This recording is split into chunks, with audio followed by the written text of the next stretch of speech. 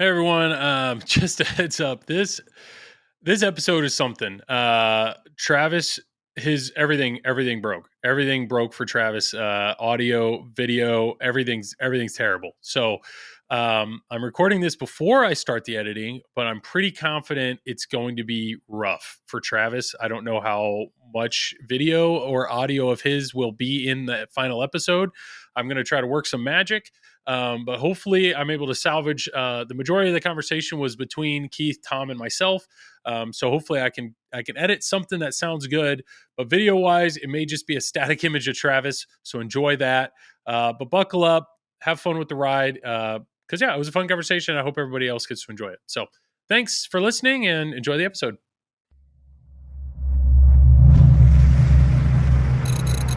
The Pinball Network is online. Launching Triple Drain Pinball Podcast. All right. Episode 45. We're cruising right along. This should be our December episode, which is awesome. End of the year. Should be a good time. Hopefully a lot of people traveling for holidays and whatnot. So, we decided to get a guest, a good guest. And we got a great one. So we have an extra ball on the episode tonight. Keith, are you excited? You ready for this?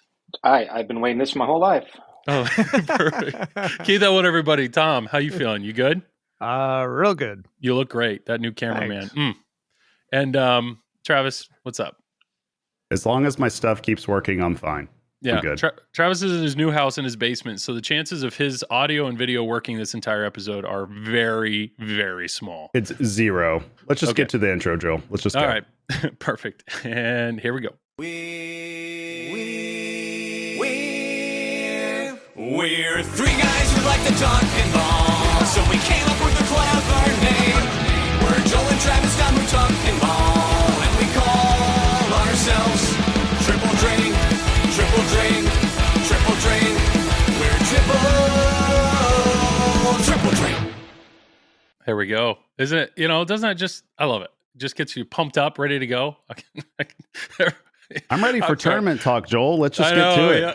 Let's go. So, speaking of which, this is the end of the year. Twippy season is always what pops into my mind about this time. And apparently, the Twippies, when voting opens for the Twippies, it goes with the Pinball Promoters database. So, believe it or not, Triple Drain is part of the Pinball Promoters database.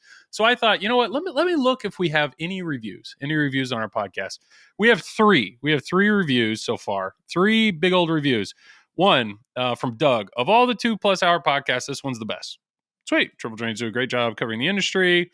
News is entertaining manner. Pretty sure in real life they don't actually like each other. I cannot confirm or deny. That is true. Okay. Yep. Second one from Josh. Freaking amazing. Joel, Tom, and Travis do a great job of making the industry news and tournament talk interesting. They play off each other well, and the show is very well done. Sweet.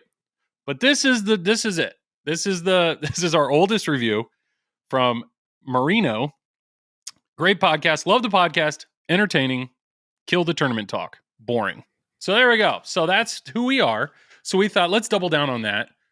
Tournament talk. Here we go. Let's get arguably the best tournament player of all time on the podcast. Keith, you are here, and we are ready to hear everything. Just share all your wisdom and all your tournament talk, please. Oh yeah, since 1993. 1993. Perfect. Well, wonderful. No, we've got some fun stuff to talk about. Let's back up a little bit. One thing I consider myself a tournament player now. And the reason I do consider myself a tournament player is I was in an intense head-to-head battle with Neil McRae. I flew across the ocean. I was in the Domino Arcade, which is his thing, and he challenged me to a 9-game tournament, best of 9. We streamed it. It was intense. And now I just feel like I'm right with you. The four of us are just twins at this point. I mean, because I won. I'm a tournament champion. And it feels good. Where's your trophy?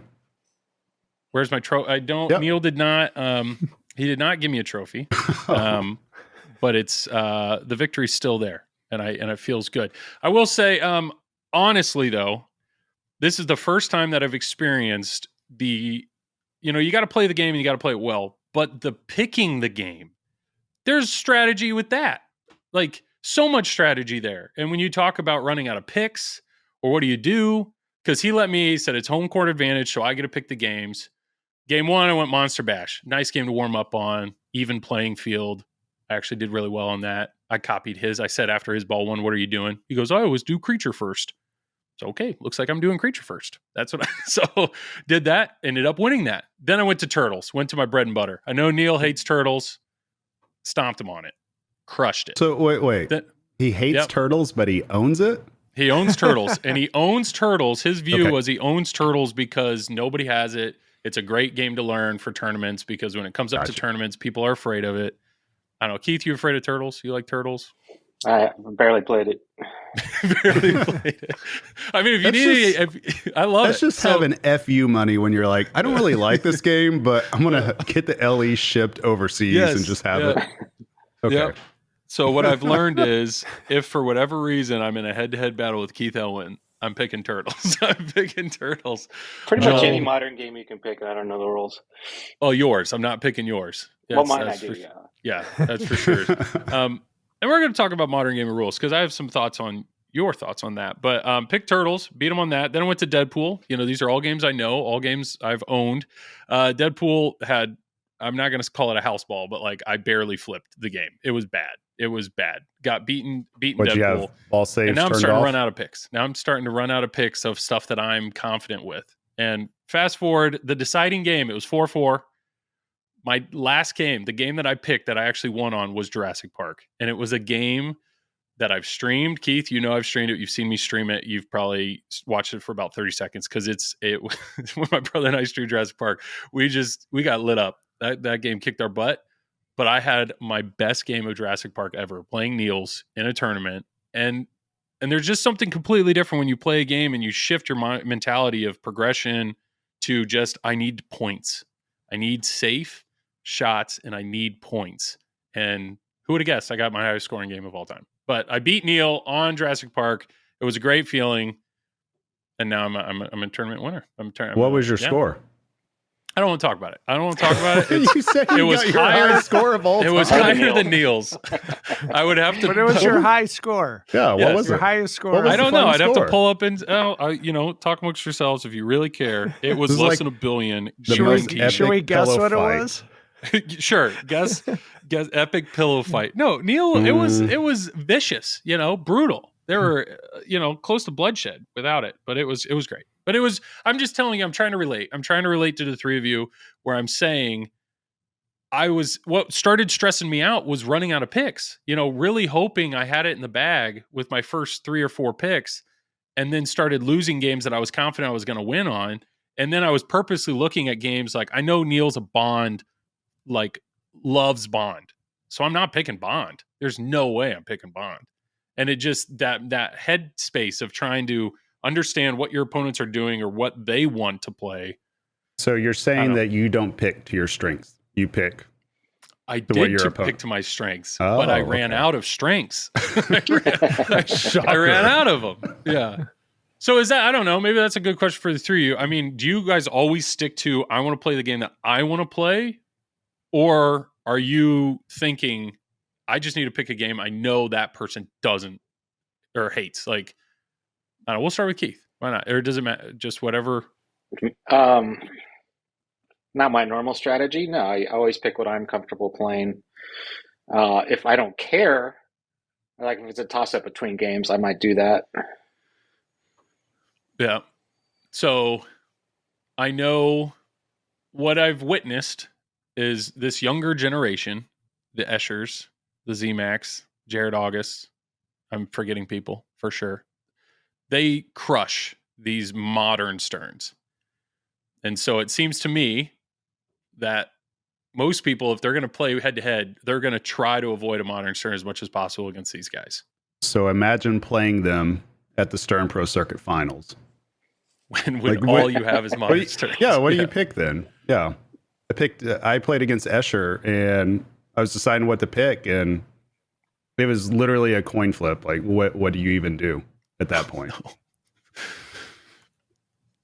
Travis, I love you, man, but your audio cut out about half of that. So crap. Anybody want to try to interpret what he just said? I think he said. Wow, I'm back. There he is. There. I swear, Monica, if you're listening to this, buy me a new mic. Jesus, it's not the mic. I'm telling you, I think it's your internet. But I found my score. It was a whopping 202 million. So okay, yep. Let's just move on. Solid. Move on. Yeah, solid score. But it was a winning score. It was a winning score for sure. But that's it. So huge shout out to Neil McRae. That was a ton of fun. It was really cool being in Europe and experiencing pinball from that side. I went to Pinball Republic, had an awesome time playing some of those games, which actually leads us to a message we got from Matt Freeman. So he said, "Hey, Joel, Tom, and Travis, a quick question for you, buddy. I just got back from Neil McRae's Pinball Republic in London, UK. There's a great atmosphere. All the games looked amazing. However, all the modern games were set up to be brutal because they're used there in leagues, i.e. tilt bob short, no ball saves. So how, as a novice, can you deal with issues like on Guardians where the ball would drain pretty consistently from the right scoop to straight down the middle, or on bond, premium, top left sling to right out lane? Much appreciated, Matt." So I don't know. You guys all play, like, do you guys have any thoughts on, and I think we've talked about this before, I haven't asked Keith directly, but a lot of these tournament locations now, they are trying to make the games as brutal as possible.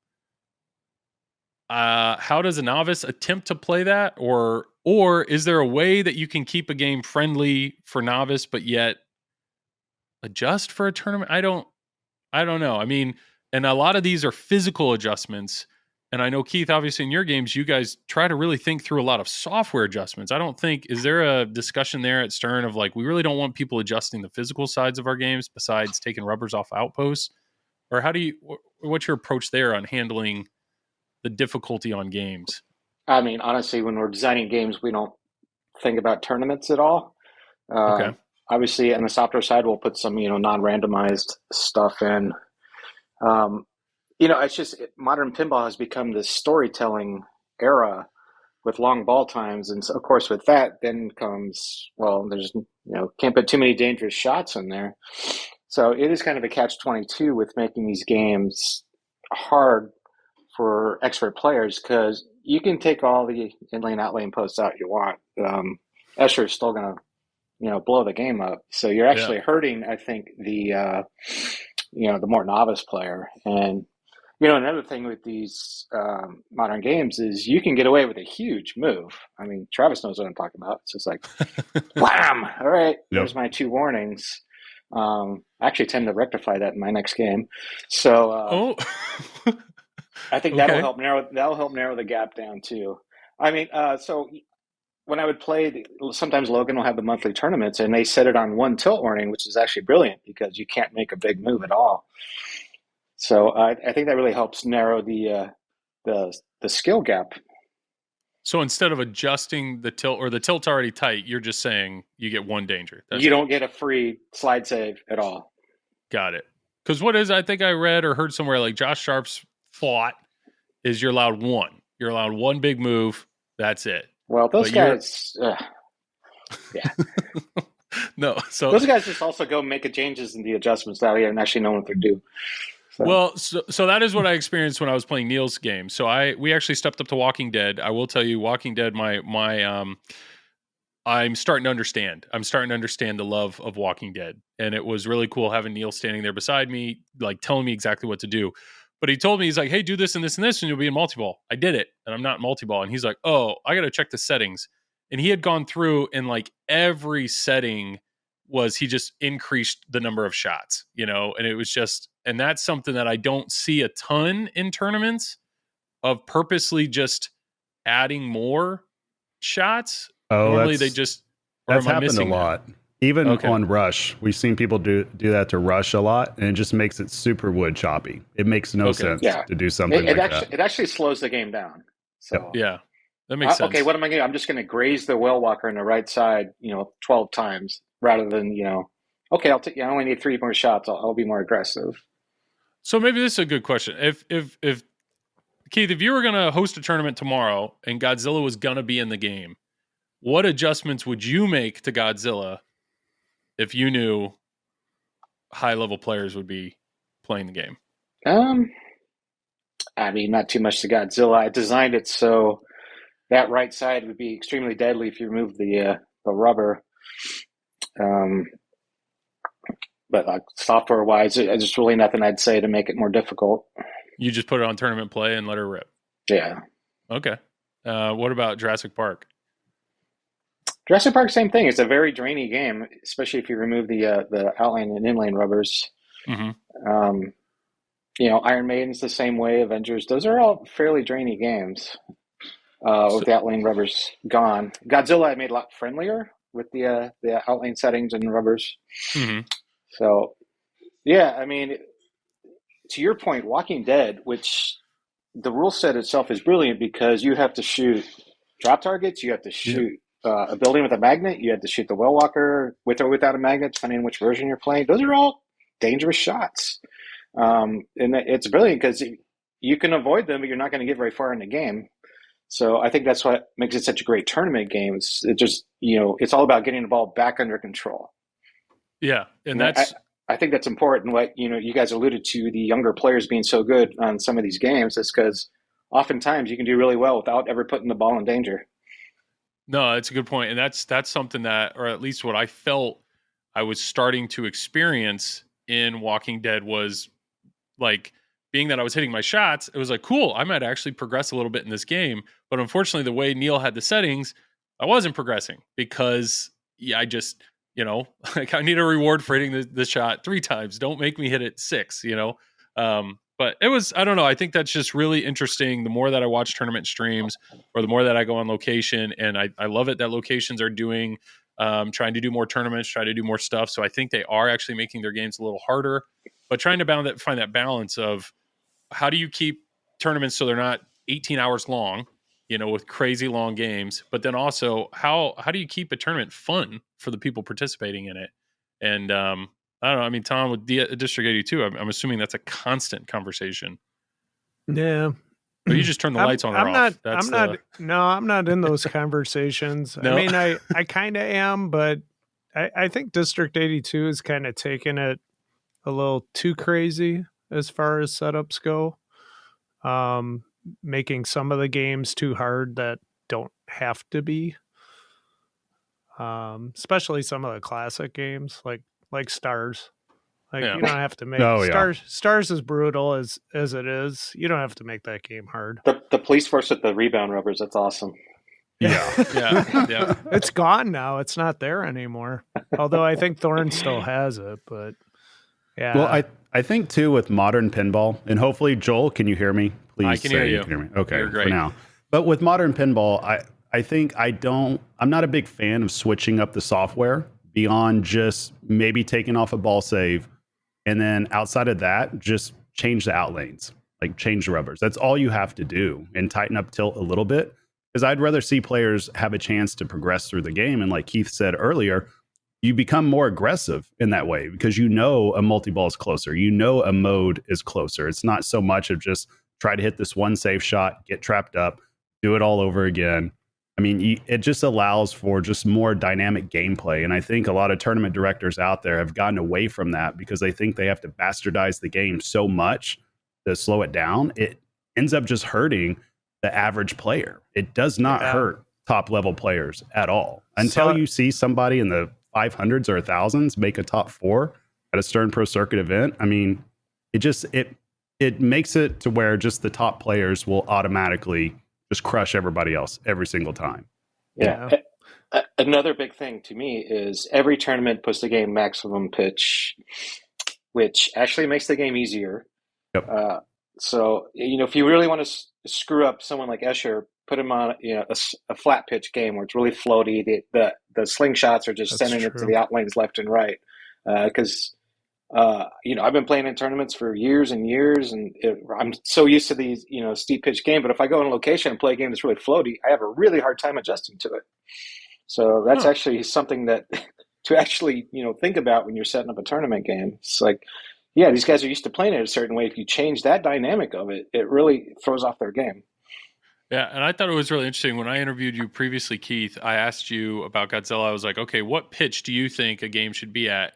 And you had a very open-ended answer. You're like, play at whatever you want. If it's draining too much down the middle, flatten it out a little bit. If it's draining too much on the sides, raise it up a little bit. Like it doesn't, I don't know. I Yeah, remember.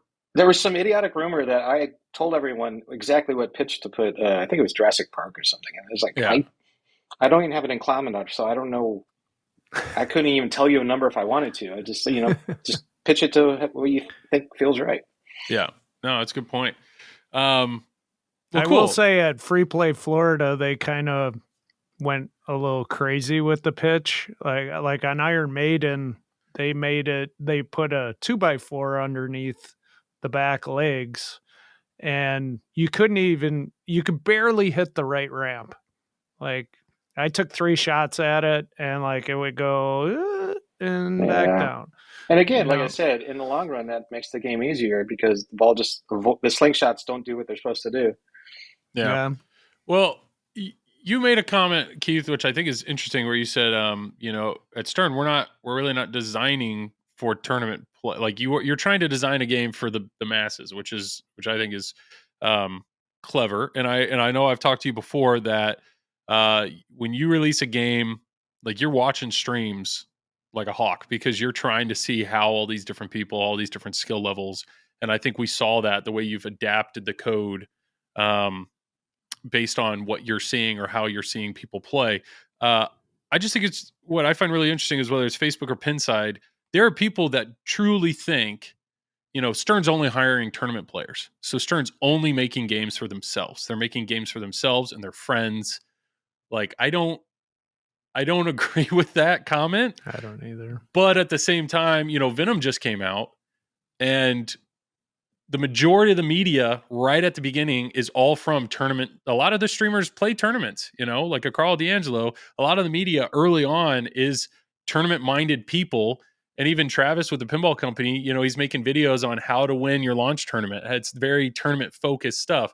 So I don't know from a designer standpoint how you balance that of like, when I release a game, I need this to be tournament ready. But at the same time, if the bigger picture is I'm trying to design a game for everybody else, how do you handle that?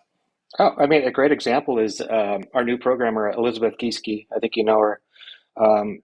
She goes to District 82. She plays in a lot of tournaments. She's on my team now. And when she first came on, we talked about, we're not designing this game for us. We have to design a game everyone's going to like. So as much as, we'd like to put some super complicated rule set in it, it's not going to fly. So, every day, we bounce rule ideas off each other to put in my next game. And it's like, okay, but, shut your brain off and just flip or, have a family member play. And it's like, what do they think? How far are they getting? And then, we'll just plus or minus from there. Yeah. No, I love it. That's really good to hear because to me, where I struggle with any game that's down here in the basement, if a friend or family steps up to it, they always ask, what do I do? And if I can't explain what to do in like 10 words or less, I don't even know. Like, I don't even know where to start. Like, because I know they're going to turn off and that just giving them that or hoping that the game communicates once they do the thing. Hopefully the game communicates them enough with lights or sound that they would know, well, I did that. So now what, carry them through. And for the 4 of us, we're all decent players. I'm going to just I'm just increasing we're all good players. And we all have a pinball mind where we can deal with complexity, but I understand it's really hard to get people outside or on location to step past that or embrace that. You got to remember too, Joel, it's when it comes to complexity in a rule set, it takes a very unique person. He's here. Now you guys are all gone. Can you see me or not? We can see you. You started talking. You sound better. You started talking and your video actually disappeared, which was pretty great. But now it's back. Okay. You were talking, Travis. Yeah. He probably can't hear us. Oh, there he's gone. Tom, Rush. What I wanted to say with Rush was Rush, Rush is your baby. You love Rush. Rush is the greatest game ever made, right? No offense, Keith. but that's Tom 2 on Rush. I know Rush got a lot of hate early on when it came in, that it was too hard to understand. And I feel like that was one of those games that is hard to tell a novice player when they step up to it, do the thing. Definitely. I mean, did you have any thoughts on that when it first came out? Or you were just like, no, I'm glad this game is as complex as it is because this is my game. Yeah, I mean, I was glad about the complexity just because I'm a big Rush nerd. So, you know, so to me, that was a big thing. Plus, I like the more complicated rule sets, but I could see where other people are like, I have no idea what's going on here. Mm-hmm. For sure. Travis, you are back. Did you have a thought? I did, and I said it to myself, and all three of you were just frozen. I thought I was saying something epic because you guys were all paying attention, and then nobody responded, and I was just like, shit. Oh, no, he's freezing. There he is. Am I freezing again? He's frozen again. This to our audio listeners. I buckle up. This is going to be. Can you at least hear me though? I don't know what to tell him, man. We can hear you. You can hear you. Okay. So if you're ever on a podcast, okay. He's going to go no video. No, you three go ahead. I'm going to switch over to my iPhone. Yeah, we're going old school. Keith will have the best looking webcam here, so I can't wait to edit all this together. But okay, good luck, Godspeed, Travis. so sorry, Keith. Sorry that. Well, actually, no. This is Travis. Yeah, this is not. We're not faking it. If you're a podcaster, don't move. Don't move your house. Got it. Yeah. Okay. Just don't move. Okay. What else? I know. So Keith, your current, I know, so obviously Godzilla came out and then you had Bond's 60th. Since that you've released new code for for Jurassic Park. And that Bond new 60th. And Bond 60, yes. Both of those were received incredibly well. I know Jurassic Park co-op mode has been embraced really well. You've been chipping away on that. If I had to look at a schedule and I had to look at how Stern is rotating designers, you might be on the top of that list. So I'm guessing life is getting busier, or you're heading in the direction of busy coming down the path. And I don't know, how's been the last few months at Stern been? Yeah. I mean, we just moved into the building, getting my office set up. Mm-hmm. I've been going in 2-3 times a week, so that's getting busy. Feeling good. Well, I'm hoping nothing new. Yeah. Well, no, I'm excited for the next few months. It's always normally right around late December, early January is when Stern will announce another game. It'll be fun. Stern's last game, Venom, has been a really interesting game to have and play. The XP system or the leveling up system, I don't know. Is that any thoughts on that? Are you enjoying that, or is that something that you feel Stern might embrace more? It's just such a unique thing to have in pinball. The persistent data thing, yeah, we're planning on doing something similar. Okay. It's if you have the ability to do it, then you might as well do it for something. We're not going the same direction as say Venom did with powered yourself up to make the game easier. We're doing it a completely different direction, but hopefully people will like it. Yeah. It's great. Actually, I like playing Venom. We have one in the office there. And do our quote unquote 15 minutes a day. That's one of the games I gravitate towards. Yeah, and I've heard we will probably talk a little bit about Venom later with one of the games or the discussions we want to have. But I've heard that Venom's actually doing well on location, and it makes sense to me because once Venom leaves my house, it will absolutely be a game that I'll want to put 1 or 2 games on, because when you put a game on it, you're just progressing, you're just building levels, you're picking up where you left off. And to me, I have no doubt that I think it would be a really good game to have on location. While the other side of that being that I've had this game in my house for 2 months, it has totally changed. I was obsessed with the game when I first had it because I just wanted to grind and I just wanted to beat Noel. But now that I've beaten him 4 times, so I have everything unlocked, but I still have Insider Connect. My mind is shifted to, okay, I can check that box, but now how do I want to play the game? And it's just, I've never had a game like that of like pulling me in different directions or motivating me in different ways.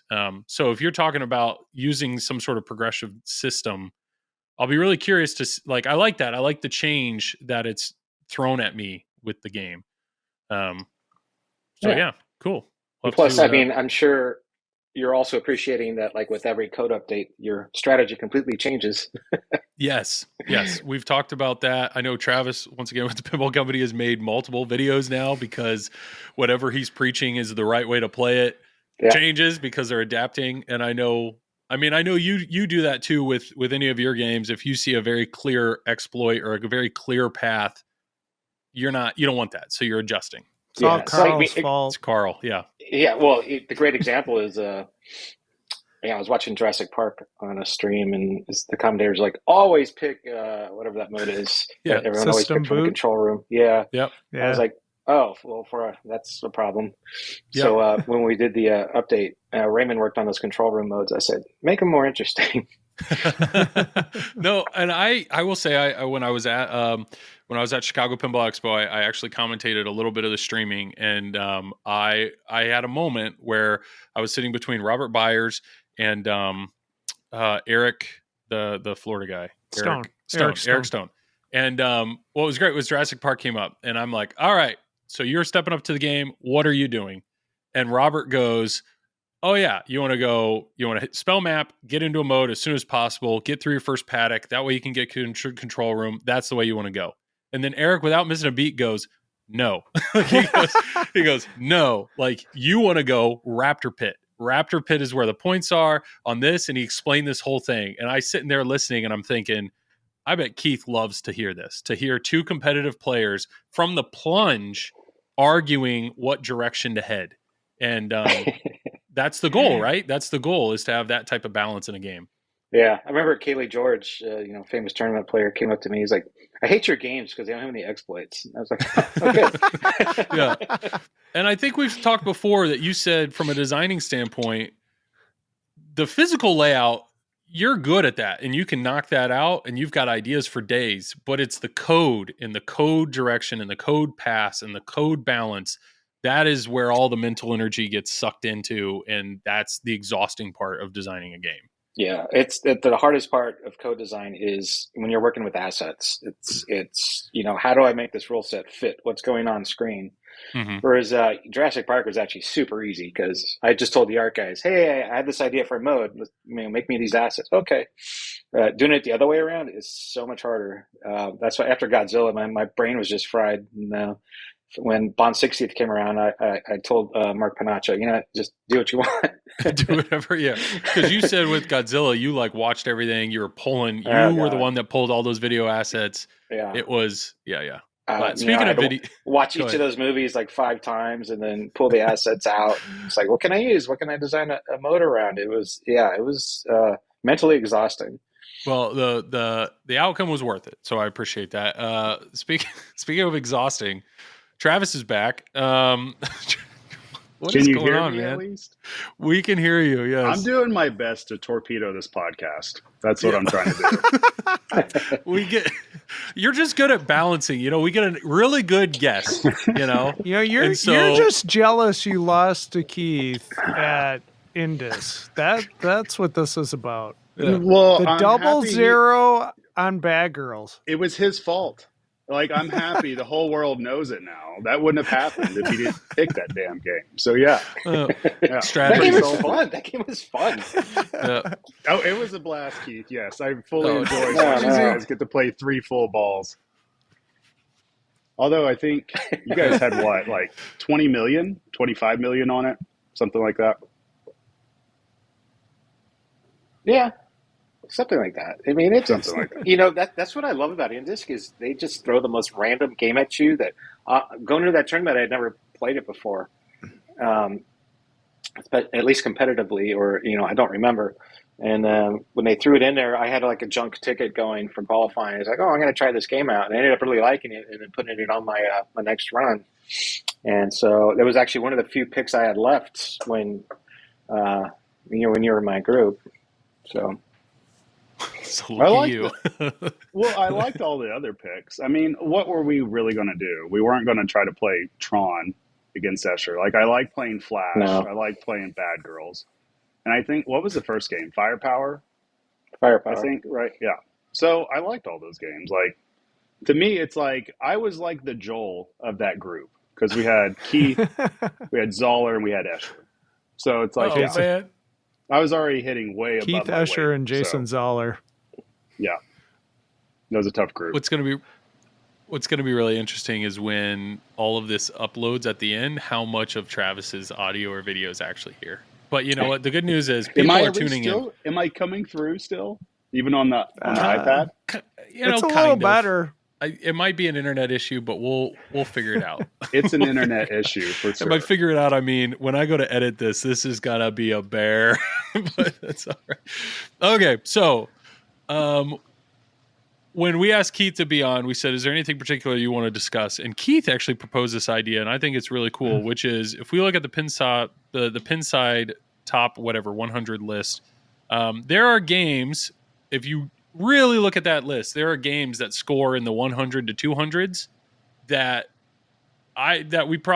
shouldn't be there. They should be higher. Or the latter part of that, games that are in the 200 to 2, whatever the most one is, that should be higher. So we thought this would be a fun discussion with all of our different viewpoints here on what games we think should be ranked higher. So we've picked 3. Each one of us has picked 3 per range. So we'll start with the range of 100 to 200. What are the 3 games that each one of us personally feel should be in the top 100, not between 100 and 200, that kind of thing. So, Keith, being that this is your game, you can start. So, go for it. 3? I thought we were doing 5. All right. Let's do 5 because I did 5 too. Yeah. Shoot. Okay. Well, I did 3. Well, okay, but that's fine. Joel so go can't ahead, even Keith. name 5 games. We're screwed. But that's not. Jeez. Okay. So my number 5 pick is Lethal Weapon 3. Lethal Weapon 3. Let me find that. Lethal Weapon 3 currently ranked. Geez, this is going to take a little while, but I got to scroll. Lethal Weapon 3. Okay, go ahead. Why is that better than where it's ranked? To me, you'd have to think when this game came out, Dating 184 was really, obviously the playfield's a little bit of a copy of T2, but I think it really works in this case. The orbit around, and you're building up your clip, and then you're cashing that in for awards. I just thought it was a really fun game for this time, and the one at District 82 we've played numerous times in the tournament, and it's always been fun. So, while I don't think it's a top 50 game, I think it definitely deserves to be in a top 100. Yeah, cool. Okay, that was not on my list. Was that on? No. Anybody else have anything to add to that? No. Travis does. Let's see what happens. Well, that was my number 3 on it. Are we all just doing number 5? Is this going through, please? Is it not? It's coming, man. It's just. I'm just going to drive to Chicago. It was his number 3, everyone. Just go to Keith's house, and I'll be there. I always feel like Travis should We only expect this from Travis. It's what's crazy is his camera has stayed on. It's just frozen. Maybe he needs to turn his camera off. Yeah, maybe just go. Just try at this point, Travis. Just go pure audio. Yeah, his 28K modem is just not. Yeah, I'll stick up. Turn your camera off. I'll stick up a beautiful picture of you for the video.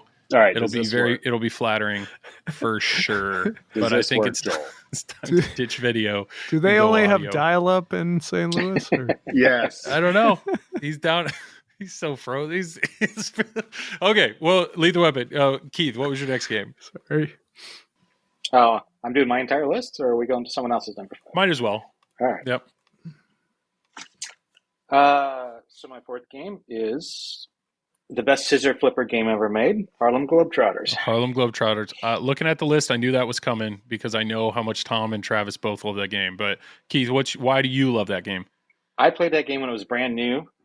That's how old I am. I was like, wow, this game is really fun and unique. If you love spinner rips and inline drop targets, which I do, man, it's your cup of tea. And that game still holds up today. It's just super fun, super Dudley, and I enjoy it still. Yeah, and I'm guessing because I think Harlem Globetrotters made both of their top 5 games of all time list. I'm assuming Tom and Travis both had this on their list of games they think Yes. should be higher. Yes. Yes, got it. Perfect. Okay, number 3, Keith.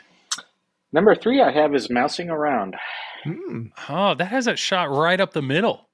Like that's okay. Why Mousing Around? I owned one for years, and actually, you can set that shot up to be pretty deadly. So it's got these little ramp covers on it. If you take those off, the feed is like a lot more wild. So something about I really love the what do you call them? The trapdoor locks, the cheese locks. I thought that was really innovative.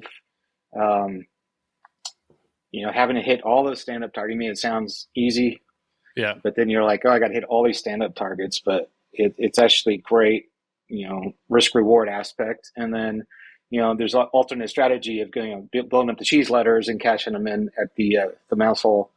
So for its time, it had some unique strategies. You can try to loop the left orbit. Depending on how the setup was, you can get pretty good at that. So I just think for its time, it was a great movie, and I think still a great game, and it still holds up today. Nice. Does District 82 have one of those, Tom? Yes. Yeah, because I think I've seen that streamed. Yeah, and it's kind of got the Papa rubbers in the middle, so it's harder to hit the middle, and then it has the cover off of the left return. So yeah, it's pretty brutal, but it's still fun. Nice. Okay, good pick. Okay, what else you got? My number 2 I have is Sopranos. Okay. I know Buffalo Pinball has a lot of love for that game. What do you love about it? The back left corner? I never even watched the show, and I think it's a fun game. I like the safe that comes apart, you shoot through. I thought that was pretty cool. Obviously they had some pretty good assets to go with it. And, Gomez game it. It shoots fine. Yeah, it's got some nice orbit action, and that spinner shot I think is really satisfying. Yeah, for sure. And I think it's funny that Sopranos is a rather serious show, but they made the game fun, like campy almost. They leaned into the humor way more than the serious side of Sopranos. So and the talking fish, and the quips at that fish make are hilarious. It's I just enjoy playing the game. Yeah. Was that your 2? And then I That's think you have my 2. 1. Okay. My number 1 is Baywatch. Baywatch with that little shark flipper, huh? The shark flipper. The layout of that game, I think it's just a really, really great layout. Especially, at the time when Sega was kind of cost cutting, everything in that era. I think that this game kind of hit the mark. The drop targets felt good. The ramp, if you could make it, and the flippers weren't dead, it was a nice shot. I love how the little right side with that little spinner that returns to the little shark flipper. I thought that was pretty ingenious. Okay. Yeah. And I love the, I love the big DMD too. Like I love the big DMD. I am really becoming a fan of just, it's weird. The more I get into this hobby, the more I'm actually really drawing to the DMD displays, the DMD art. Nothing against all that time and energy you put in pulling clips for Godzilla, Keith. But there's just something about pinball feels like a DMD to me. Yeah, the game obviously has some shortcomings. The video mode's terrible. It could have leaned a little more into the campiness, but I think just as a shooter and just kind of a shut your brain off, have fun type of game, I thought it was pretty good for its time. Cool. Okay. I'd go to Travis, but I don't think I can. It is what it is. Tom, you want to go through your list? Sure. So I know you had Harlem on it, but what else? So that was my number 4, actually. Okay. I didn't really number these in any particular order, I guess. So my 5th one was Black Rose. I just kind of like the the multi-balls and the goofiness of shooting the cannon shot. I know Ray Day has he loves Black Rose. Yeah, I own a Black Rose. Yeah. So what do you think about it, Keith? Why do you love Black Rose? I wouldn't say I love it. I have a lot of fun shooting it. I love the theme. Obviously, it's kind of a one-trick pony with the rules, which is kind of the downside of it. But that shot, which has got to be the longest shot in pinball to hit the broadside, it's pretty satisfying. And the video modes are what they are. I mean, they're not great. They're not terrible. Yeah. But yeah, no, I actually enjoy playing that game in tournaments since it's such a one-trick pony. But, you know, when I have it at home, it's like, yeah, I'll play this once in a while. But, you know. Did you have that game? You used to be an operator. You used to route games. Was that a game you routed ever? Yeah, that was at 82 for a while. And how did that do on location? Not too great. Okay, because it is an unlicensed theme, but like it's pirates. People like pirates, and it's the layout with the cannon. I do think there's enough there to be like, ooh, how do I? Yeah, I think people hated the cannon because that area was just so warped. You know, I did everything I could to make that as flat as possible, but you know, I even bought a new cannon. I've never met one that was. Yeah, I think from the factory they were warped. Yeah. Yeah. Okay. Cool. Black Rose. Yeah. So yeah, 4 was Harlem. Pretty much same reasons Keith said. 3, I picked Radical. Radical's a cool game. I mean, the layout's super cool. I like the spelling radical, doing the multi-ball. I know there's like an updated ROM, which makes the game a lot more fun to play, especially in tournaments. But I really like Radical. I kind of wish I owned one, kind of thing. So I put that on my list.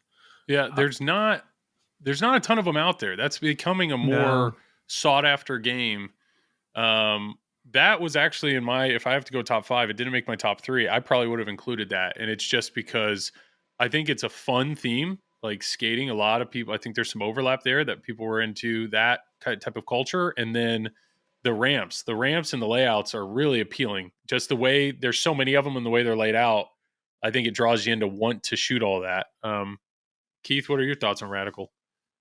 Yeah, they have one at Logan. It's great shoot. Obviously, the random jackpot values kind of below, but yeah, if there's a tournament ROM, that's awesome. Okay. That shot up the middle is pretty tough. But yeah, it's actually a very interesting Dan Langlois design. He definitely took some risks, like having a ramp like 6 inches from the flippers, but it works, you know. Yeah, it's real. Is that the closest? Like I know the left ramp on Shadow is real close, but is Radical, is that the closest ramp that you can do? Is there a ramp in pinball you can think of that's closer than that left ramp on Radical? Maybe not. Maybe the ramp on Bond. Oh yeah. It's, or ramp, yeah. I'm thinking maybe Monopoly. Monopoly, yeah. Travis, can you hear us? I'm here. I'm just chilling. Okay. All right. Yep. Solid. He has dropped out. We're trying, people. We're trying. This might be a, we may hear more out of the two of you than we've ever heard on podcasts. And I love it. I love it. Okay, Tom, what else you got? Number 2, I picked Demo Man. It's not like a super deep game, but I like the shots. And I mean, it's kind of, it's a fanish layout, but it has the upper flipper. It's got some cool shots. It's got a lot of flow to it, which I like. And a lot of multi-ball, which I also like. But I thought it, I thought it could crack the top 100 for sure. Yeah. Even though it's not like, I remember, when I first got into this hobby, you could get like a Demo Man for like $1,200. Yep. But I think it's a really underlooked game. It's just my thoughts on it, but yeah, and it has the handles. It has the handles on the upper side. What are you? Don't you score more? Don't they have it where you get more points if you play with the handles? Yeah. Yeah. Do you play with the handles? Either of you? I'm bored. When you're bored. Yeah. I will say it has the most probably satisfying shot in pinball is nailing that scoop, which is such a tight shot. Not the computer, but the left orbit into the multi-ball start. Yep. Trying to nail that shot under pressure is one of the most fun shots in pinball. Right, Travis? Yes, absolutely. It was great. Can you guys hear me? So what I would say, just to hope that things work well, we can hear you, but I think for the sake of everyone, maybe turn off your camera and just go on top just of the audio, roof, Joel. And we'll try that. Okay, I'm going just there audio. It is perfect. You can hear me though. We're good. We can hear you. We can hear you. Yes. So you can hear me. Okay. Demo Man is what we're talking about. Do you like? Do you like demo, Travis? Man? Do you like demo yes. Man? Just that's. Yeah, it's okay. And he's it's a good. Okay. It was Tom. What was your? I feel so bad. You know he feels bad. You know he's probably.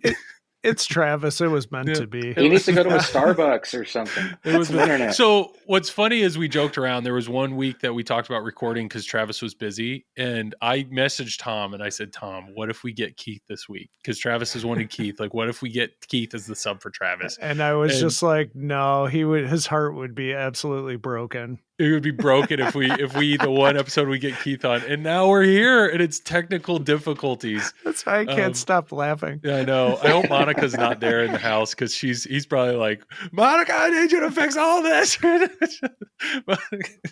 Okay, Demo Man, what else you got?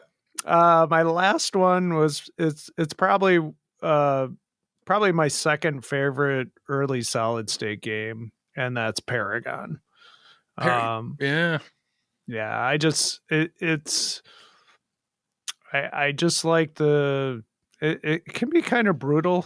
You got to go for those inline drops, and you have to literally hit them all down and get in the saucer if you want the 5X. So I think it's that, and that aspect of it's a little tougher than Harlem. Yeah. But I just, and I like how it's a wide body, which is, not the norm, but Bally did those extra wide bodies, and I like that one the best out of all the ones they did. So, and you love the art.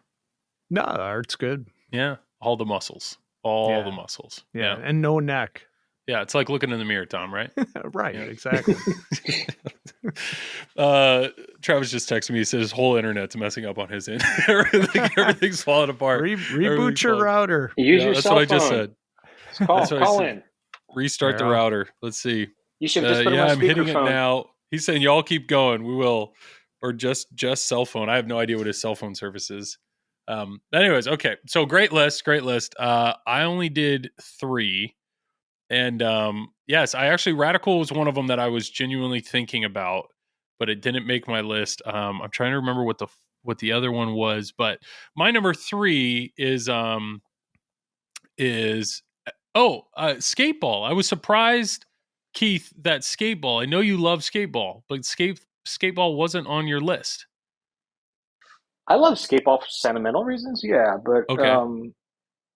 When I was a kid, I would play the whole game. Oh, this game's awesome. This game's great. But, I played it in so many tournaments where you just shoot the right saucer over and over. It's kind of soured on me over the years. But I still think it's a great game if you play it. The artwork's great. My coworker, Greg Ferris, must have been like 20 years old when he drew that. So. All right, yeah.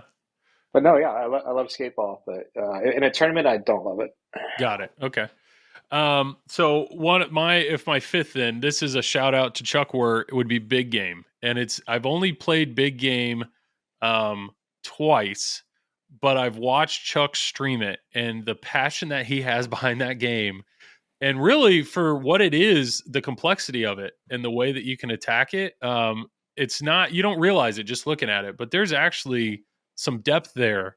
And I'm assuming from a tournament standpoint, you guys both enjoy that.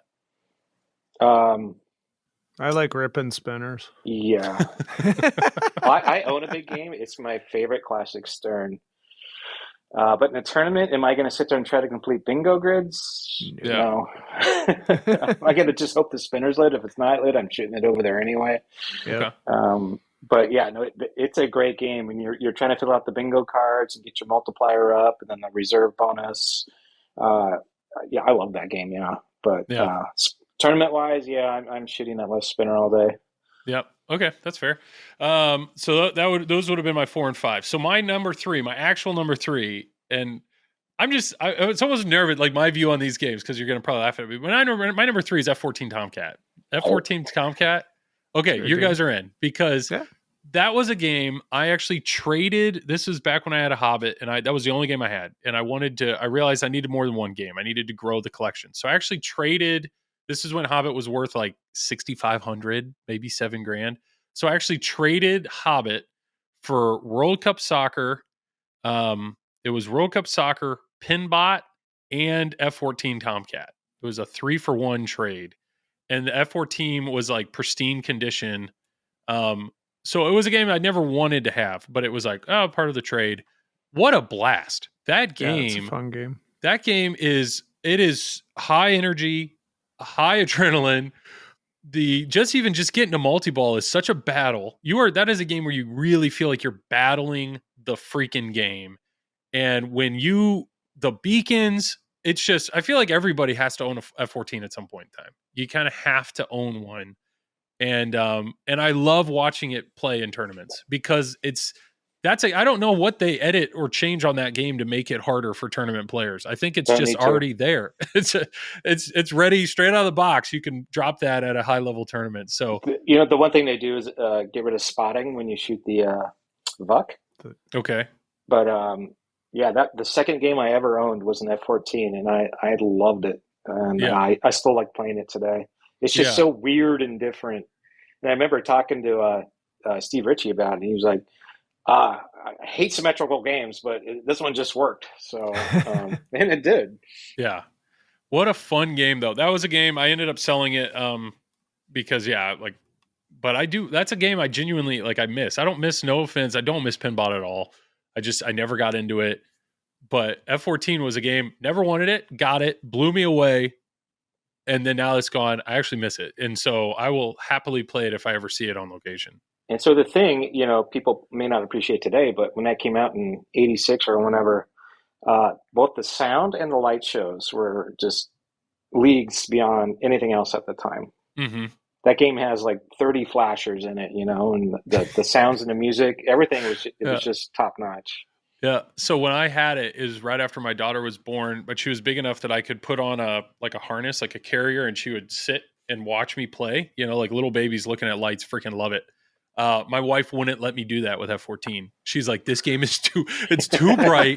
The beacons, she's like, you're going to overstimulate this child. You can do it with the other, but not F-14, which I thought was hilarious that there was a stipulation on it. That is the best multi-ball ready moment, I think, in pinball, when you lock that third ball, then the beacons come on, and the music changes, and it's intense music, it's going. It's like, that's crazy. It's great. It's awesome. So F-14, I definitely think, because my view with this is are you telling me there's 100 better games than F-14? Nah. It's gotta be, even if it's 99. It surprised me that it's 176 F-14. I was surprised, Keith, you didn't pick Frontier, because you always wear the Frontier shirt. I love Frontier. That's the game that got me into pinball. I don't know. I honestly didn't see it ranked that far down. I mean, I'm not going to pretend it's like some amazing rule set game. It's just one of those, here, do this thing. It's very hard to do. And, just keep doing it over and over. And I love Frontier. But I'm at peace with it not being in the top 100. I'm at peace. My number 2 game is NBA Fast Break. And I don't think that's a tournament game. I don't know if I've ever seen it in a tournament. I don't know how you feel it fits in a tournament. But it was an IFPA 17 and the European Pinball Championship. So I'd say it's a tournament game. Okay. Yeah, so I played Usher on it at the IFPA. So what's a final score? What do you remember? because it's F14 or sorry, NBA Fast Break is actually scored in like basketball points. So a score is like 100. Do you remember what a high level competitive score is on on NBA Fast Break? I mean, I played tournaments where rings were worth points. Okay. Because your score goes up 2, 3, whatever, and you win a ring. Yeah. So the ring was kind of like a tiebreaker. But yeah, I don't know. I think we 200s. 200s. Okay. I would have to remember what I feel like I might have broken 200 one time, but I had it in the house. I got it because I was trying to convince my parents to get a pinball machine, and my dad loves basketball. So I was like, I'm going to get this game. He's going to love it, and then he's going to buy it. Like, that was my thought. Like, that'll be what gets him into pinball. And he didn't enjoy it, but my dad's cheap. So that's what it didn't happen. But streaming that game is a ton of fun. And there's something about task-based wizard modes that I love. And the fact that to get to the final, the ring, to compete for a ring, you have to do very specific tasks and you have to do them. And once you've completed that, though, then you can actually do the final, I forget, the world champion or whatever it is. The ring. But I also love the combos, the fact that one of the tasks is based on combos, the combo shots, the dunk, the alley-oop. It's just very creative, fun layout. Friends and family loved it. Interesting mechs. I can't imagine the number of coils that are in the back to pass the ball and shoot the ball.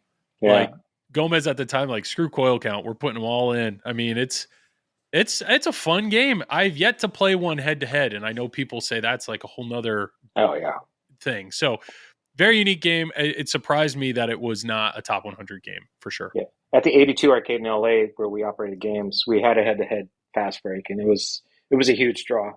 Nice. And that's the only head to head game so far, like, ever, right? That's happened. Yeah. Well, I know separate machines. Yeah.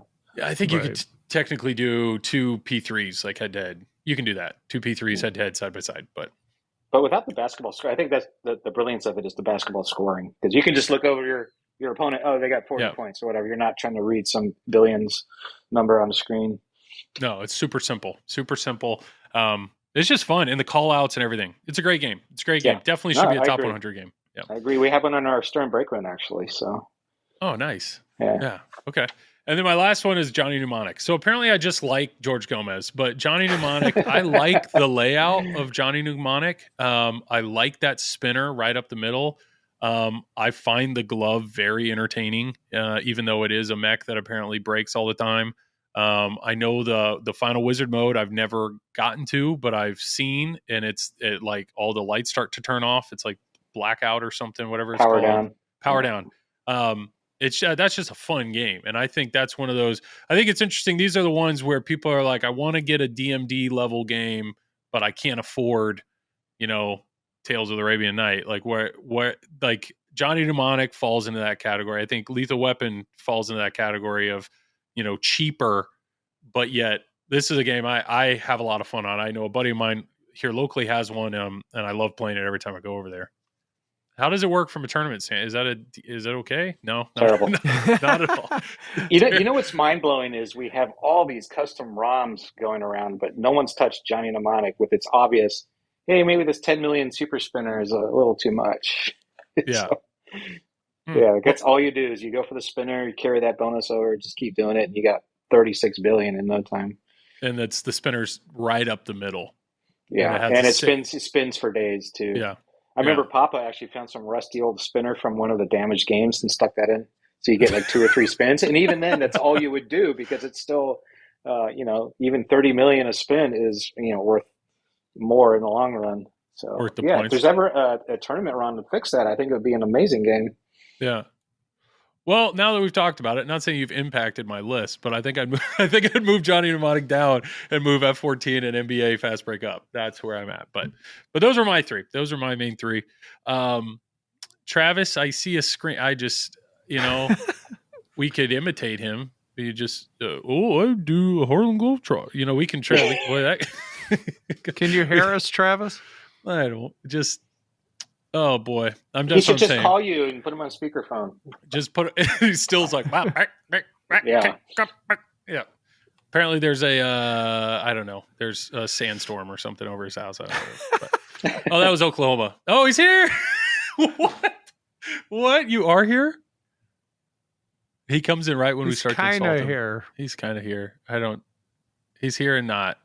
Tell him to text his list and we can laugh at it. Text your list. Okay. Yeah. All right. Well, we'll move on to the second half then. So the second half is games that are in the 200 to whatever the max is. It was like 278 that we feel once again should go up, should be higher. They should be in the top, not say top 100, but maybe between 100 and 200. Let's just say underrated games for where they're placed. Sure. So I'm going to start with this just because I'm just going to throw a game out because it's criminal. Is WrestleMania. No, just kidding. Right now, game number 205 on Pinside's list of top games is Venom Pro. And you're telling me that there are 204 pinball machines that are better than Stern's latest game, Venom Pro? I think not. So Venom Pro is absolutely on my list on that. Venom Pro, I get it. The code is different. It's unique. They've tried something new, but the layout it's a fan layout. It's very accessible. It's easy to shoot. It's fun to shoot. I think people can enjoy, I think for them to take a game where they want literally any level of any skill level to be able to achieve the final wizard mode. It's a great layout for that. The animations are good. The sounds are good. The sound packages, there's 4 different freaking sound packages in this game. Light show, no, this game should not be 205. Should not be 205. So we talked about it a tiny bit, but I'm not taking crazy bill here, right? Keith, thoughts on Venom Pro? No, we talked about Venom earlier. I like it. Yeah. It's so different. I think I've only played the Pro once, and that was at the Pro circuit. So I don't have a ton of time on the Pro, but I don't imagine it's too much different other than maybe that's always a horseshoe shot. But no, I actually enjoy progressing through that game and feeling. I'm a sucker for bingo grids, so maybe that's part of it. It is. There is definitely the risk reward there of before I get into this or before I go further, do I want to change host, fill out another lane, and boom, you got rewards that'll carry through until you fail a battle, which, you're not going to fail a battle. You're Keith Elwin. So, yeah, no, I get it. But Tom, you've played a lot more Venom than that. Yeah. 205. Why in the world is it 205? I don't know. Maybe just simplicity of layout. That's the only thing I can think of. Just because it's a fan layout. Like I said, I've said on other podcasts, the code is what makes that game. Mm-hmm. And Dwight's done a fantastic job with it. But yeah, I think it's one of those games that, people may not appreciate it now, but they'll appreciate it more in the future. I agree. I think there's a chance that game might get to a point where, people really start to discover it down the road, and all those LEs that are still sitting there all of a sudden are going to start becoming hard to look find. at Circus Voltaire. They couldn't sell those when they came out, and now they're $10,000 games. Yeah. Yeah, that was a tournament prize for a long time. They're just trying to get rid of them. Yeah. That's a great game. I like Circus Voltaire is a beautiful game. Well, I'll just finish my list then. My second one, which really, once again, very surprising. I get it. We're at a point now. These are not tournament ready games, but still, Star Wars Episode 1, the Pinball 2000 game. I get it. Pinball 2000 games in general is I get it. And Revenge from Mars, I do think is the better game. I do think it is a better game. It's Revenge from Mars has all the humor, all the animations, but this is Star Wars Episode 1. What happened was I had Hot Wheels, and Zach was like, "Hey, somebody's coming to get Hot Wheels. They're trading me." They traded him a Star Wars Episode 1 with cash, and then it was another playfield. He had the additional playfield of Revenge from Mars, and he's like, "So you get this." And just hold on to it for 2 weeks or whatever, and then I get it. So I get it in my garage.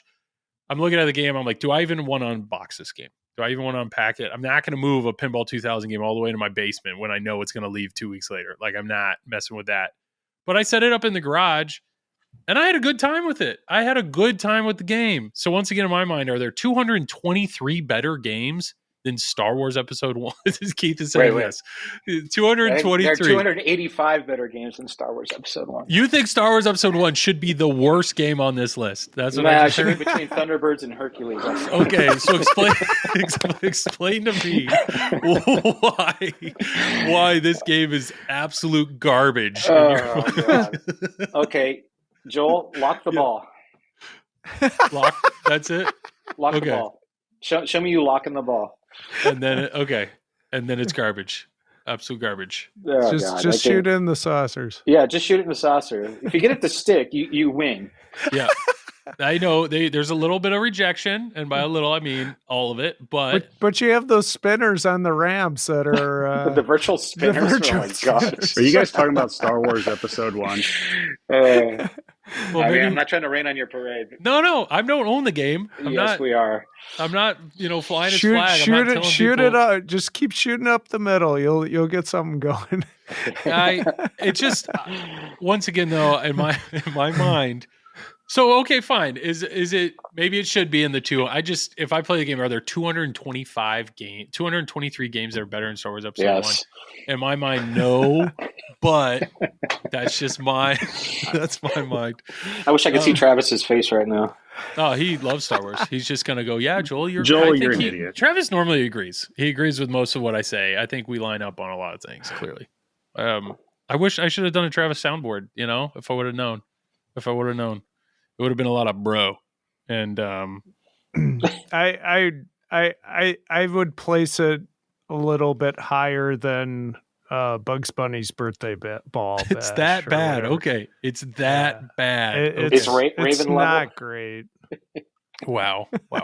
Okay, well, my last one, and this is just to make Carl D'Angelo twitch. My last game is Big Buck Hunter. Big Buck Hunter. Okay, Big Buck Hunter, and Carl is now in a cold sweat. Big Buck Hunter is currently ranked at 255. 255. I know Nick from Buffalo Pinball. He owns one, loves it. That's not a 255, really. Like, it's better than that. It's better than that.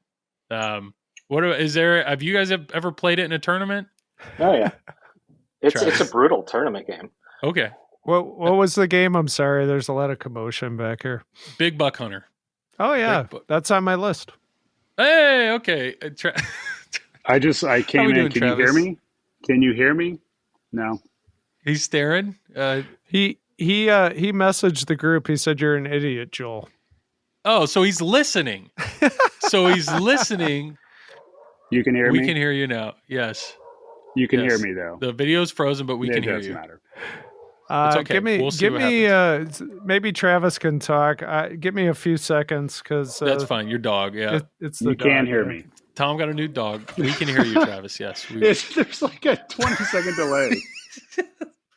Keith, maybe it's just you and me. Man. Maybe it's just you and me. Start talking about Star Wars. Okay. It's. You have to get in. Okay. So why you agree with me, Travis? Star Wars Episode 1, great game. Shouldn't be rated something like that. Yes. At 200 and whatever it was. Yeah. Can you? Sounds like a yes. Me at all? Yeah, I'll take the silence. Okay. I don't know what it is. Oh God, he cuts out. All right. Keith, this is just, this is what it is, man. St. Louis Internet. This is what we have. This is it. Yeah. We asked for this. Can you guys kind of hear me here? Hear Travis. There he is. I am. I'm literally on my go roof just to cellular with signal. cellular. Is it worse? Like, I don't know what else I could do. Like, look at this. I'm upstairs. I'm as high as I can get. I would. Monica, you need to go to Starbucks and jump on the Wi-Fi. I know. Well, we hear you now. Go on the roof. All I can think of is if you turned video off, it would be we'll less go video off. signal. That's But all I Joel, can think of. give me a thumbs up if you can hear me. Whatever. We'll get through it. Okay. We're talking about Let's go. video off. Here we go. We're going to have great success now. We can hear you. Keep going. We can hear you. No. Okay. Star Wars Episode No. 1. Should it be better? And your answer is yes. Star Wars Episode 1? Keep going. Don't talk about stars. Okay.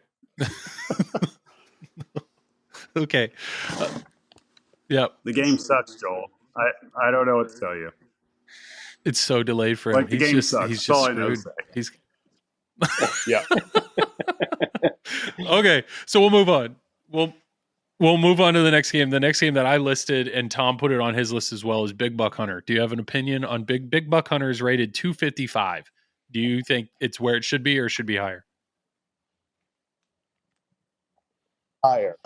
Higher or lower? Keith, we'll go. It's just you and me, man. What are your thoughts on Big Buck Hunter? I haven't played it in a long time, but This is just wonderful. This is hey, Twippy Awards are coming up, guys. Feel free to vote for this podcast. It's incredible. It's an amazing podcast that we have. Very professional. 45 episodes in, we're only improving. All right, what about now, Joel? I am outside. I enjoy Big Buck Hunter. It's a single ramp game, but there's enough to shoot at to keep you entertained. There's it's got a handful of modes. Oh God! Walk to Starbucks. We can hear him walking. We can hear him walking, but we can't. I'm literally outside right now. We can hear you. You can hear me. I'm outside. I don't know what else to do. Okay, he's outside. We're gonna try it. So Big Buck Hunter is what we're talking about. I'm outside. We're gonna try it. Yep. It's a great game. I'm outdoors. It looks nice there. It's the theme. It's excellent. Yes. It's shit out here, Tom. Wonderful. Everything's shit right now. Yeah. It's great. All right. Like, I got a tree. I got a tree. That's where we're at with this podcast. Okay. It's different from Oklahoma. I feel like I'm in the future. Yeah, everything I say, you guys are like 10 seconds behind. So I feel like it's not my problem. It's your guys' problem. Yeah. I feel like I'm in the future coming from a guy that's streaming 8 pixels of data right now. Oh, it's great. Okay. It's so bad. Okay. No, yeah, okay. It's bad. We'll just go to Keith's list. No, I'm we'll here. I'm listening. We're at 200 to 300s. Yeah, let's listen to that. Okay. All right. Go for a walk, Travis. Get your steps in, man. Get your steps in. I am. I'm walking. I can hear you guys. You guys just can't hear me. Go ahead. I'll chime in when I can. We can hear. Okay, perfect. All right, Keith. Bottom of my list, I have RoboCop. RoboCop. That's a good one. Yep. Data East. Where was that ranked? All right. Why RoboCop? It's just a silly, cheesy, campy game. I love campy games, and RoboCop definitely fits that. Had limited assets, limited art, but it's still, there's something about it that's fun, especially in a tournament. Okay. Definitely. All right. I've seen that streamed tournament. That has been on a tournament stream before. Does D82 Papa always. Papa. Mm-hmm. Okay. I've seen that before. Cool. I remember the music being fun. Is that right? Yeah. Okay. Techno. Yeah. Okay. RoboCop. Tom, thoughts on RoboCop? I like it. Solid review. Big old thumbs up. It's a brutal game. Yeah. Very brutal. Future Travis. RoboCop? RoboCop is a fun game. Yes, it's a fun game. Wonderful. Good. Thumbs up. We Yes. got okay. Yeah, good. It's excellent. Way to contribute, Travis. All right. It's like 2 times. Yeah. I can say for a fact, Tom, that there will be less audio I'm talking wave as much for as Travis I can. to do I don't this know year. what else to do. I know. Okay, RoboCop. That was number 5 on your list, Keith. Let's go to number 4. Number 4 is Twister. Oh, yeah. With don't they have, that's the topper, right? Just blowing at you? Where's Twister at? 252. Okay. Why Twister? I just think it's a fun game. It's a fun theme. That magnet disc, the multi-ball start, that whole sequence is very cool. The lock target is very risk reward. You got the orbits. Obviously, in tournament play, you're probably going to focus on the orbits, but there are other ways to score points, so you're not locked into that. Okay. I don't know. I just think it's a fun, campy game and cheap. So good bang for the buck. All right. No, I respect that. Tom? Yes. That's what are your thoughts on Twister, Tom? Yes. I have not played Twister a lot, so I can't really comment. Well, I know Neil has. Yes, Neil played it a lot at Indisc. Yeah. I stayed away from it because I saw everybody blowing it up, and I'm like, I don't really know how to play this game, so I'm just gonna go elsewhere. I'm scared to ask, but Travis, it looks like you are on location, with a Twister it's in the background. Game. Basically with yes. Can you report, is there touchdown in St. Louis? Are we experiencing, tornado winds? What's going on? Thumbs up. No, it's fine. It's fine. Don't worry about it. It's fine. Okay, Twister. Thank you, Keith. All right, next game. Next game I might have on my list is a childhood favorite. I used to play at the pizza restaurant down the street, but it's The Amazing Spider-Man. The Amazing Spider-Man, yeah. The art on that is real good. It's a wide body that, it's a little slow, but it doesn't play like the typical super wide body of the time. Mm-hmm. The plastic spinner that spins 3 or 4 times, but it's just a fun, you're shooting the ball over the playfield. I love the plunge because there's so many different places the plunge can go. Mm-hmm. So I have that as my third overlooked game in the top 300. That is a beautiful game, and it amazes me. So why? Okay, maybe that's the question. Why is this ranked so low? Like, what is the hate for this game? Because the theme's incredible, the art's incredible, it looks like a fun layout. So why? Why does this suck so bad? Apparently, maybe people who haven't really played it, or the ones they played hasn't really worked very well. It is a Gottlieb, so. Is it? Maybe it's just a plastic spinner that people hate. I don't know. I don't know why this game is ranked so low. It doesn't make sense. Hey, Tom, any insight on why? You have your finger on the pulse. Why do people hate this game? Why do people hate this game? I have no idea. Okay. Honestly. Well, if we don't have an idea, then maybe that's a good example of a game that should be ranked higher. Travis knows. Yeah, Travis knows. Travis, you're on location with the Spider-Man fan club. Why do they hate this game? Yes. Mm-hmm. I don't know. They don't have good taste in games. It only has one ball. That's what I think. It's not a multi-ball game. Oh. Yeah. I believe it's from 78 or 79. So I think 1980 is what it said. You're right there. Yeah. I legitimately have just looked not enough people have played it. That's what it is. I've considered buying either a replay like a repro backglass or playfield just because the art is so great. My son loves Spider-Man.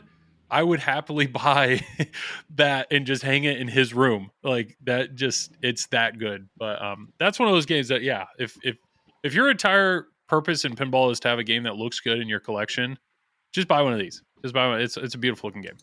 Joel, instead of asking us, you can just read these reviews. I should. Oh, okay. Let me pull that up. While I'm looking at that, what's your next game? On where are the reviews? What's your next game on your list? Next game is another Gottlieb. It is Genesis. Oh yeah, that's another crazy art package. These reviews aren't so 6.5. It's not as fun as it looks, but other games I've owned of these here are more entertaining. Looks great, but mediocre gameplay. 4.7. Game is a bit boring. Great comic art. Playfield and glass well done. Yeah, just boring. Gameplay's pretty good. Nothing spectacular. Oh, here we go. 5.3 rating. Had this game for 12 years and looked at it off more than playing it. I'm a big Spider-Man fan. Love the art on the playfield. The gameplay just never did it for me. The sounds drove me crazy. Too slow for me. Had fun playing it. Just didn't hold my attention. This guy's pinside profile picture is of Spider-Man. So this is a loyal Spider-Man fan. I won't disagree with him. The sounds are pretty bad for the time. Okay, brutal. And being such a big wide body, it's going to be slow. Yeah, I kind of want to click on this Star Wars Episode 1 reviews and see. No. So Genesis. Genesis, I know the art package is I know Genesis, the art package is insane. Like it is what a weird looking back glass that is. But why do you enjoy it, Keith? I just love that there's like not one thing you're shooting at. You're trying to collect all the body parts. You're trying to get your multipliers, your playfield multipliers, and your multipliers when you're in multi-ball. So it was just a fun game for its time. It's Gottlieb weren't known for their great ramps. This is no exception, but at least they had ramps. A lot of their games from that time, the street level games, didn't have anything fun to shoot at. In this case, I thought it did. Okay. Yeah, somebody streamed it, and I remember it being better than I thought. Like I was impressed with the way that you approach the game. Have any of you guys played Genesis in a tournament? Yeah. So high stakes. Oh wow. So what are your thoughts then, Tom? I think it's a cool game. Like just basically what Keith said. You build the body parts, multipliers, and again, it's just a for a game from 1986, it's kind of a little bit ahead of its time. I think people probably dog it because of the artwork and the back glass. Yeah. So if that game would have been like Universal Monsters Frankenstein, it would probably have. Yeah, I mean, if it had Metropolis. Yeah, some kind of theme that was more grabbing, I think it would have. I think it would definitely be ranked higher. Sure. Okay, I pulled up two Star Wars Episode 1 reviews that I think you guys will enjoy. Number one, the shots feel mind-numbing in this game, but the theme is pretty cool for Pinball 2000. And then this one here, played it at the Pinball office in UK. Honestly, this is comedically awful. It got one shot, way too many modes involving the inexcusable Jar Jar Binks. One mode involved Jar Jar Binks would be enough, and a mode about shooting Jar Jar in a foot was more than enough. One play was plenty. If you want a video / pinball combo, Revenge from End is way better. In summary, absolutely appalling. That was the Star Wars Episode 1 review. Okay, all right. That sounds about right. Yep, I got it. Yep, okay. Genesis, got it. Okay, next game, Keith. All right, so the game I have is number one. Doesn't quite qualify because it's like 2 votes short. But it's one of my favorite campy all-time games, and that's Torpedo Alley. Oh, Torpedo! Shout out Nudge Pinball. Nudge Pinball. So it's sitting at 6.8, which puts it pretty low. Yeah. Torpedo Alley. Why? Why do you like Torpedo Alley? It's just the campy call-outs. It's blue. I love blue games. The sound system is great. David Thiel worked on it, so the music, the music pumps. It's kind of a unique layout with the upper flippers. It's kind of, weird spot that kind of just shoots nothing much. But I don't know. It's just to me, it's just a fun game to play. So wait, you like that? There's a flipper that doesn't have anything to shoot at? No, it does. It does. I mean, you can shoot the drops with it, or you can try to shoot. It's a tough shot. It's basically what I meant. It's really hard to set up. The ball just has to kind of land there. Got it. Okay. Because I was going to say, do you like Hobbit's third flipper, the upper right flipper on Hobbit? Yeah. It's not like hot dogging with nothing to shoot, but got it. Cool. Torpedo Alley. Yeah, Ian at Nudge Pinball has one, and he loves that game. Loves blue games. Got it. Okay. Keith's next game is blue. Confirmed. That's what I just learned.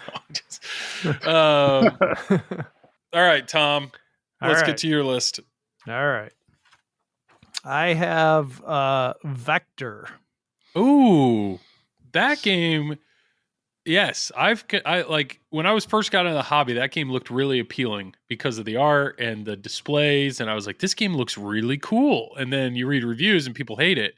But yeah, what are your thoughts on it? I mean, it is a lot of hitting the hype targets, but I like hitting. I like the fact that it has the drop targets that defend the ramp, and you got to hit them in order from left to right. I think that's really cool, and then you can lock balls. I just think for the era, 1982, it's just got a lot of stuff going for it. Mm-hmm. I certainly don't think it's like a top 100 game, but like for where it's ranked, I'm kind of surprised. Sure. It shouldn't. Yeah. Keith, what are your thoughts on Vector? They're a bit mixed. I do love the dual drop target banks blocking the ramp. I know the little timer feature. Yeah, upper playfield leaves a lot to be desired kinetically. And like you say, you're shooting hype targets a lot, but I do like it that it's so different. And then you got the saucer and the outlane that you can try to save it into. So it does have a lot of cool features. Oh, I forgot about that. Yeah, that is fun. And for its time, the game talked a lot. There's tons of speech in that game. Mm-hmm. Mm-hmm. Yeah, and doesn't it records? Isn't it say it's recording the speed of the like? That's slick. But yeah, cool. All right, Vector, got it, Tom. Travis, Vector, yeah. He's literally just pacing on his porch. It's just thumbs up. Are you skateboarding right now? It's okay. Yeah. Okay, he's good. Oh no. All right, Tom. Next one on your list. I'm just walking Thunderbirds. back and forth. No, just kidding. No. Walking back and forth. He's getting his steps. Thunderbirds. Got it. No. No. I'm just kidding about it. I did have Big Buck Hunter as my fourth game. Okay. And was there anything about you walked up to with your dog? I used to own one. I enjoyed it. I mean, it's not super exciting game, but I like the different multi-balls. You know, you got the buck running around, you got the elk that shoots out. Mm-hmm. You know, it's certainly not a top 100 game, but I think it's a good game for what it is. Especially a top 200 game. Especially that era. That was like the era where, you know, Stern was really downsizing. They let a lot of employees go, and you know, I think it's a decent game, so I think it deserves a little bump up. All right. Cool. My third one was Jungle Lord, just because I like Jungle Lord personally. I like the drop targets that change up top, and the multi-ball in the game, and then trying to go for the multiplier with the bonus. So, and then you got the Magna saves. So, I think it's a really neat game. And the art. I know you love that. Once again, I mean, that's what I go as Halloween every year. So, yeah, I used to play Jungle Lord a lot as a kid. It's still fun. I think I remember one at District 82. I played a few times, and it's a great game. Yeah. I had a buddy of mine that he would just buy any pinball machine that was broken. That was his thing. He just liked to fix it up, and he got a Jungle Lord because it was cheap, and he brought it into his house, and his wife saw it. They have like 3 young boys, and his wife like, no, like get this out of that. Like that art package apparently is not he's like that. I wasn't expecting that to have crossed the line with Jungle Lord, but not an Elvira or something. Jungle Lord, but all right. Good choice. And then what's your last one? I have 2 more. Oh, yep. My second one, this might not be a popular decision, but Wheel of Fortune. Oh, okay. Keith is shaking his head in the right direction. I think Wheel of Fortune gets a pretty bad rap. You know, it's got the offset flippers, which are kind of cool. It's got some cool modes. And the game was technically never finished. Doesn't have a finished wizard mode, but probably nobody can get to it anyways. Probably like 5 people. But I think it's a cool game. You know, that's... I'm looking at it now. I've never played one. I've never seen one. Man, some of the art. Zencaster just popped up. Alert! Participant Travis is having a problem. just now warns me of that. Hi, Travis. Yeah. No, looking at the art is very colorful. And then there's like it's the 3 contestants. Those are interesting looking sculpts. Yeah, they're like wow. They're bobbleheads basically, and you gotta hit them. For multi-ball, you have to hit a jackpot and then hit the contestants to relight them. So it's kind of cool. What's going on below the flippers? So in the middle. Yeah, that's basically ball saves, and you have to hit. There's a inline drop targets on the right that block a ramp, and you have to hit the first one to light your. It's called a free spin, like in the game show. Uh-huh. So if you fall down one of those lanes when it's lit, you get the ball back. Wow, this is so it's pretty unique play field. It's a weird looking game. Yeah. Kind of why I chose it, but okay. For the amount of money they go, I wouldn't mind owning one. Okay. All right. And your last one?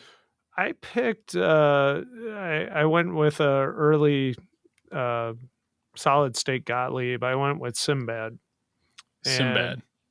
It's a pretty simple game, but I like the fact that there's the drop targets in the game. You have to hit them a certain way to get your multiplier up, and then it's just building up your bonus basically. So, okay. But it's not necessarily my number one in that grouping, but I tend to like that game, so I picked it. Keith, thoughts on Sinbad? Yeah. 4 flippers. Well, I think the EM version's a little more fun. Sure. But yeah, no, that's a solid game. It's kind of Joker poker type rule set. Yeah, no, it's solid.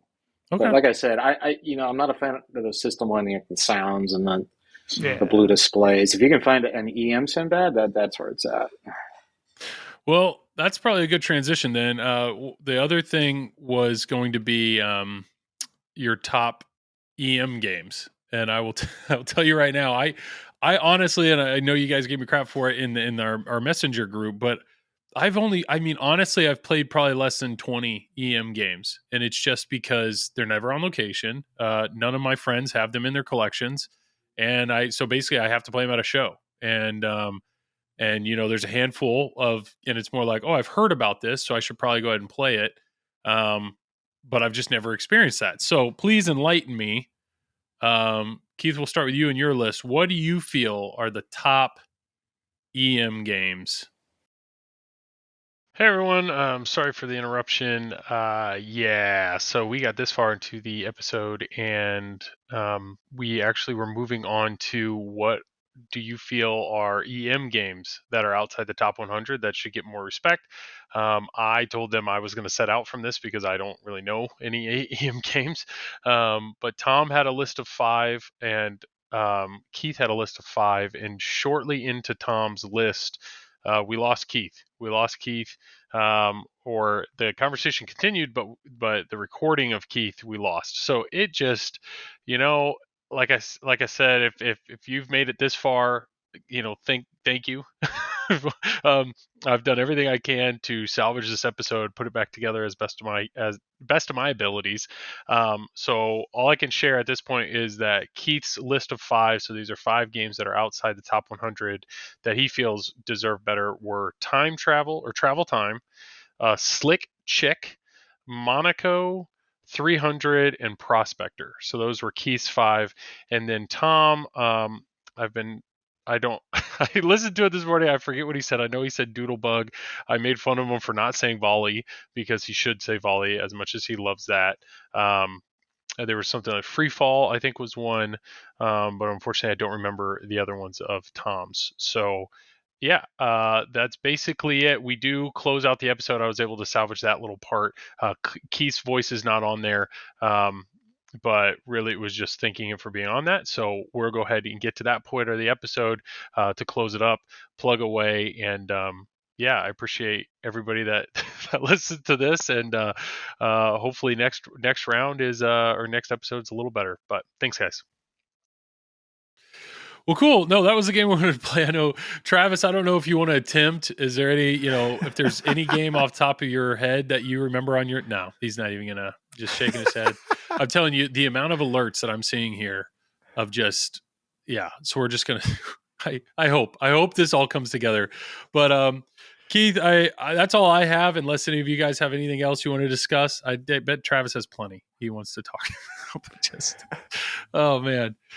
This was something. This was something, but no, I Keith, very much appreciate you being on here. I assume we're going to hear a lot more from you in the next coming months. We're excited to see what that is. And yeah, good luck. Get some sleep. Hopefully everything goes well. Yeah, we're excited for you. Tom, yes, thank you for being here. Is there any plugs we can plug? I'll go ahead and plug for Travis. He'll plug this podcast. You can hear him here. Feel free to do all that. Thanks you for listening to Triple Drain. There was somebody on Facebook that actually posted a comment of like, what is your favorite pinball podcast? And there were a bunch of people that listed Triple Drain, and that was awesome. That was awesome to see and very humbling. So thank you for that. Solid plug, Travis. Tom, plug away. I was going to plug for Travis the Pinball Company YouTube channel for him. Yes. So. Yep. Okay. He'll nod his head. Yep. Thumbs up. Big thumbs up. Yep. And then Fox Cities, you're welcome. You can Fox Cities Pinball. I do a lot of tournament streaming on Twitch and YouTube. So thank you. Fox Cities killer merch too. New hoodie on what was that? What was that website? Forever the Flip. Forever the Flip. Check that out. If you want a very loud, bright hoodie that screams Fox Cities, that's what you need to check out. Keith, anything you want to say or plug? No, all good. Well, thank you, Keith, so much for being on here. I had a lot of fun. I think Travis has lost a few years off his life or hours. I mean, I can't imagine. Tom, it was awesome, man. It was really good to hear, it was really good to hear so much. I finally got to talk. This is amazing. Yeah. Wonderful. And yeah, feel free to check me out every Wednesday night on the Flipping Out Pinball or Flipping Out YouTube channel. We're streaming that. We should be streaming a new game here soon. Had a bunch of fun with Labyrinth. That was a lot of fun to stream, as well as Venom. But yeah, Zach's going to swap those out for 2 new games. So that'll be fun. Check all that out. And yeah, thanks for listening. If you guys have made it this far with this much technical difficulty, God bless you for still listening. So thank you. Like always, Tom, you get the last words. Sorry, everybody.